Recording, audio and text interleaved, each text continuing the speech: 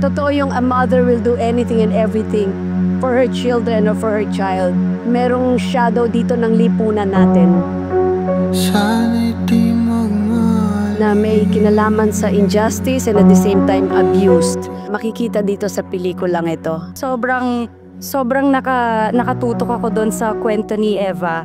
Talagang na-feel ko kung gano'n niya kamahal si Lily. Tsaka I feel like any family member, kung sobrang mahal mo talaga yung tao, like, you would really go above and beyond just to do anything for that person.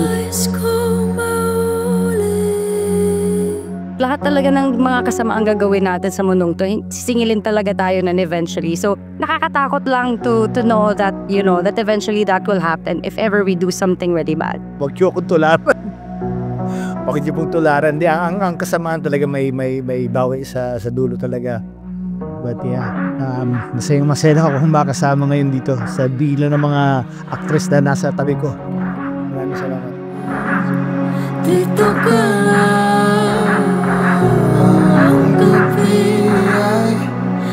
sumisilip, tulog ka lang, tulog ka lang. December 25 po, sana po panoorin po ninyong Uninvited. Sobrang excited po kaming makita nyo to. This is directed by Dan Villegas. Yes. December 25, Uninvited. Panoorin nyo po.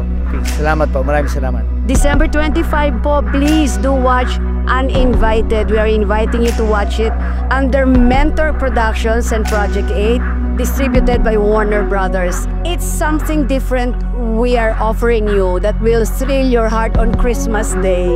Sana ho panoorin nyo Uninvited. We're inviting you.